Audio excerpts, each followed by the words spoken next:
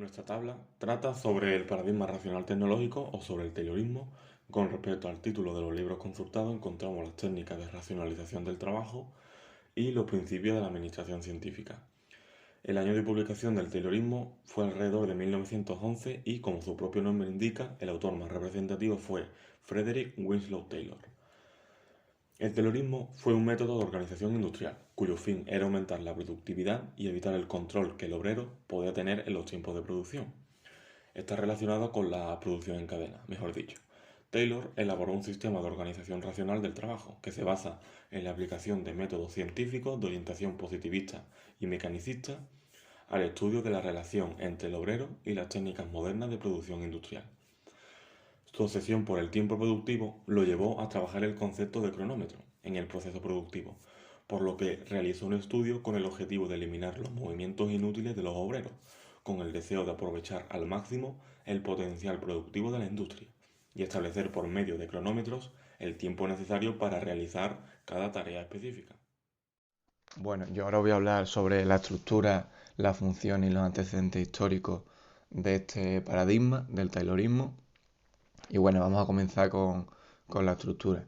La estructura, lo más importante que tenemos que saber es que se basaba en cuatro principios fundamentales en los que se basaba Taylor. El primero de ellos era el análisis cuantitativo del trabajo, que podemos destacar que antes de implementar cualquier nuevo sistema de trabajo era fundamental analizar el sistema de trabajo que ya había. El segundo principio es la selección y la preparación, el tercero es la cooperación y el cuarto es la especialización del trabajo. En este último podemos destacar que tanto los altos cargos, en este caso los empresarios, y los bajos cargos como los empleados, tienen que tener muy bien planificado su trabajo. Después, en las funciones, lo que podemos destacar es que él decía que la autoridad y el control estaban asignados a los directivos, por tanto eran los más importantes y eran los que llevaban a cabo la dirección de la organización laboral. Y por último, los antecedentes históricos podemos destacar que se enmarca en una época donde había una expansión acelerada de los mercados a finales del siglo XIX y que este paradigma hasta la década de los 70 en general fue el dominante en el terreno de las ciencias sociales y de forma particular en el de la ciencia de la educación. En el apartado de aprendizaje, con el Taylorismo se consiguió concluir que cronometrando los procesos de los obreros se podía eliminar los movimientos inútiles de los obreros, optimizando el tiempo imprescindible para cada bloque de trabajo. Por lo que dentro de ese ámbito de la educación podemos decir que se trata de una alternativa que se sustenta, sobre todo en lo que son los resultados académicos de dichos alumnos. Es decir, que lo más importante de todo son las notas que obtenga y no lo que podría ser también los procesos pedagógicos. Aunque no obstante, en los últimos años ese tipo de método ha entrado en desuso, ya que también debe valorarse el esfuerzo independientemente del resultado logrado.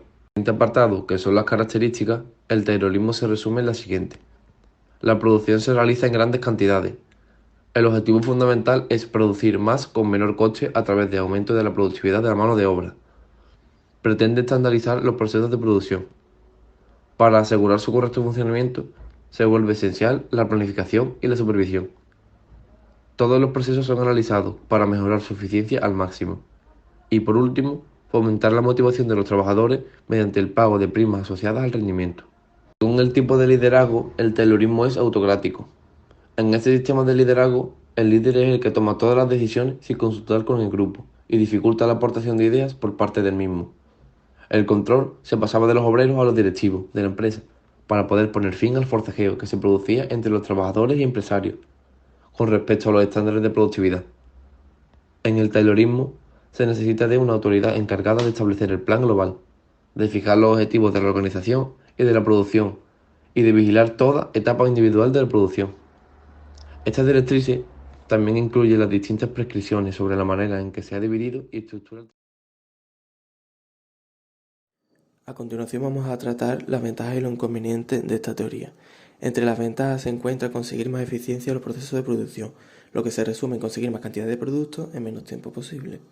Además, cada trabajador se ocupaba siempre de la misma tarea, pero como veremos más adelante, esto puede resultar un inconveniente. También se intentó eliminar los movimientos innecesarios de los obreros para aprovechar al máximo el potencial productivo de la industria. Esto se realizó mediante cronometraciones. Además, los obreros se especializaron, aumentando así su destreza y por tanto se pudieron conseguir reducir los costos, producir mayor acumulación de capital y reorganizar mucho mejor las tareas.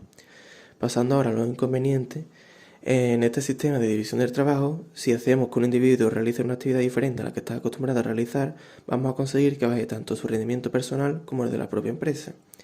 Esto produce principalmente una baja satisfacción y motivación laboral por parte de los trabajadores, lo que provoca a su vez un alto desgaste debido a la monotonía de las tareas, como dije anteriormente, y un alto absentismo y rotación de personal.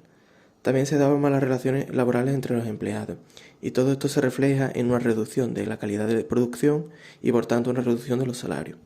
Además, se da una ausencia de cultura organizacional. Ahora vamos a ver unas palabras clave que resumen muy bien nuestra teoría. Entre ellas están razón, técnica, management científico, autoridad, tecnología, división del trabajo, producción en cadena, productividad, mano de obra y Fordismo. Y por último vamos a ver la imagen de la máquina que nosotros hemos escogido porque creemos que refleja muy bien lo que Taylor y su teoría querían reflejar.